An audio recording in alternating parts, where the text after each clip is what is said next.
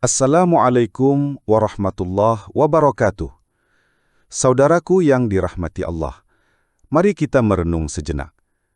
Dari semua perintah ibadah yang Allah berikan kepada kita, ada satu amalan yang sangat berbeda, sangat istimewa, dan memiliki kedudukan yang begitu tinggi. Mengapa? Karena semua amalan lainnya seperti sholat, puasa, dan haji, hanyalah perintah yang ditujukan kepada hambanya. Namun amalan ini tidak hanya diperintahkan kepada kita, tetapi Allah Azza wa Jal dan seluruh malaikatnya juga ikut melakukannya. Amalan apakah itu? Sholawat. Apa itu sholawat? Sholawat adalah doa dan pujian kepada Nabi Muhammad SAW sebagai bentuk penghormatan dan pengakuan atas kedudukan beliau sebagai utusan Allah. Ini adalah amalan yang sangat luar biasa dan memiliki keutamaan sholawat yang tak tertandingi dalam syariat Islam. Coba kita renungkan. Allah perintahkan kita mendirikan sholat 5 waktu. Namun tidak ada satupun ayat Al-Quran atau hadis yang sahih yang menyatakan bahwa Allah juga sholat. Allah perintahkan kita berpuasa di bulan Ramadan, tapi Allah tidak berpuasa. Semua perintah ibadah lain adalah murni kewajiban bagi hamba. Namun untuk urusan sholawat kepada Rasulullah SAW, Allah berfirman dalam surat Al-Ahzab ayat 56. Innallaha wa malaikatahu yusalluna 'alan nabiyyi ya ayyuhalladzina amanu sallu 'alaihi wa sallimu taslima.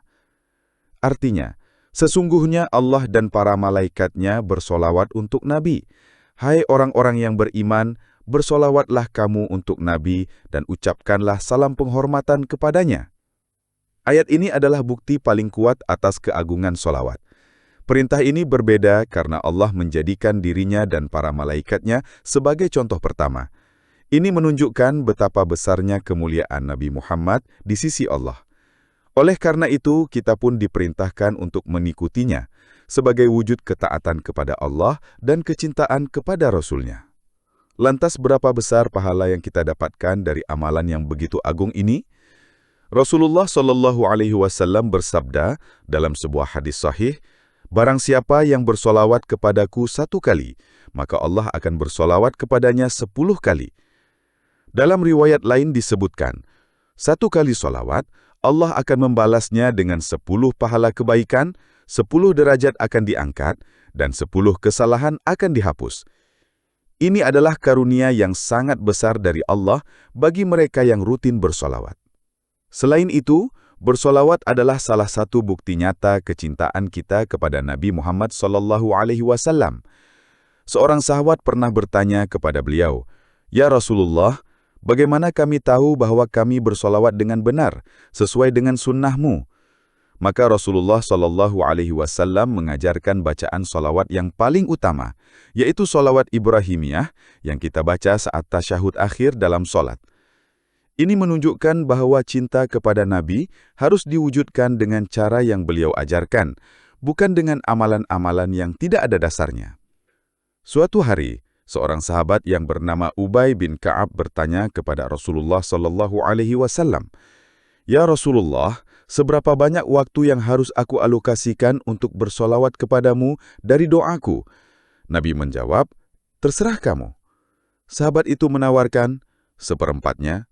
Nabi menjawab, "Kalau kau tambah, itu lebih baik." Sahabat itu datang lagi, "Kalau begitu, separuh waktuku untuk solawat." Nabi tetap menjawab, "Kalau kau tambah, itu lebih baik." Akhirnya Ubay berkata, "Ya Rasulullah, aku akan jadikan semua waktuku untuk bersolawat kepadamu." Mendengar itu, Nabi bersabda, "Jika begitu, semua urusanmu akan dipermudah dan semua dosamu akan diampuni." Kisah ini menunjukkan betapa luar biasanya pahala solawat. Ia tidak hanya menjadi ibadah yang mendatangkan kebaikan, tetapi juga menjadi sebab kelapangan dalam kehidupan dan penghapusan dosa-dosa. Syafaat di hari kiamat dan kekuatan doa. Besok di mahsyar, di mana seluruh umat manusia dari Nabi Adam hingga manusia terakhir dikumpulkan, suasana akan sangat menakutkan.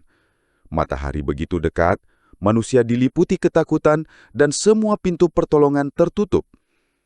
Saat itulah manusia mendatangi para nabi satu persatu meminta syafaat, namun semuanya tidak bisa.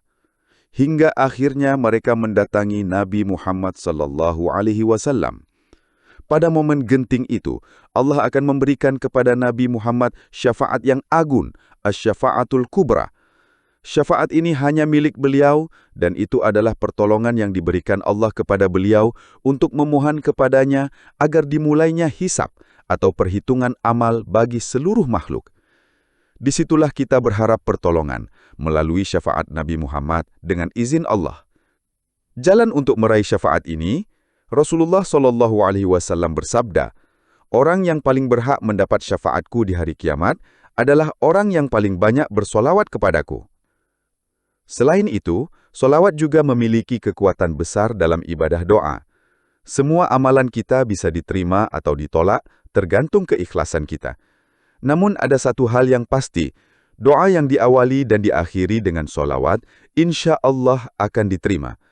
Karena solawat itu sendiri adalah ibadah yang pasti diterima oleh Allah sebagai ketaatan kepadanya. Karena itu para ulama mengatakan, awalilah doamu dengan solawat, lalu berdoa dan akhiri dengan solawat. Doa yang berada di antara dua solawat ini tidak mungkin ditolak karena Allah Maha Mulia untuk menolak bahagian di tengahnya setelah menerima bahagian di awal dan akhirnya.